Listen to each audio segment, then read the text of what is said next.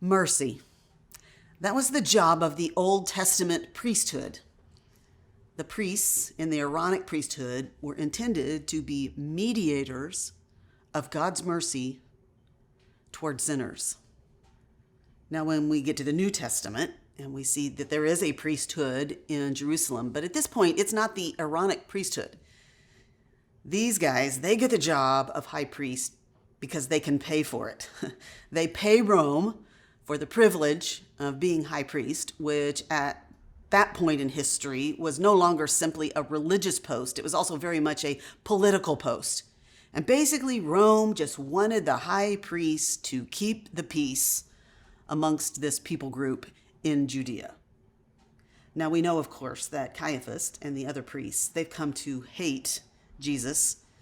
We read that they have determined to destroy him.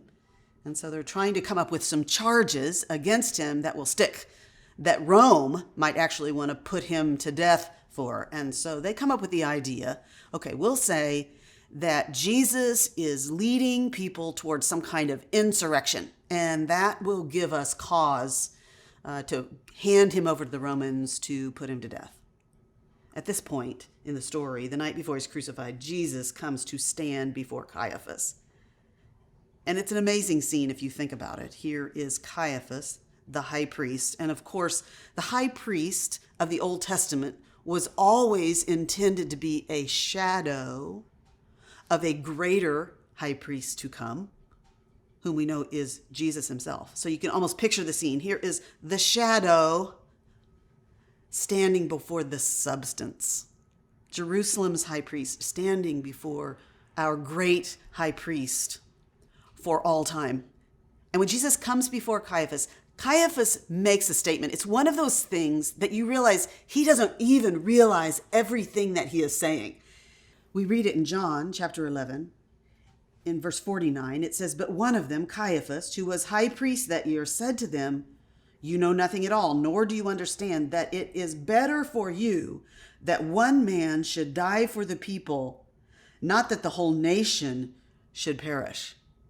So he's saying, let's let this one guy die. That's going to be a lot better than all of Jerusalem to be ransacked, destroyed by the Romans because of some kind of insurrection.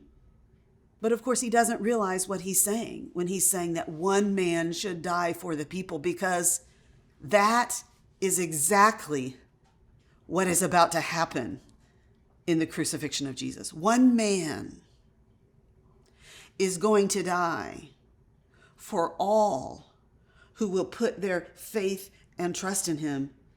He says, not that the whole nation should perish. You know, that notion of perishing is pretty important, because all those who do not receive, do not reach out and take for themselves the mercy that is provided to us by our great high priest, the reality is that in their future will be that of perishing.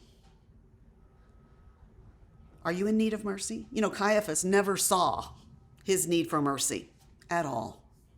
And of course, that's the case for many people in the world today. But how about you? Have you seen your own need for mercy? When we get to the book of Hebrews, which talks all about Jesus being the great high priest, we read this invitation that invites us to draw near to the throne. And this is where we receive that promise that when we do, there will be grace and mercy to meet our need.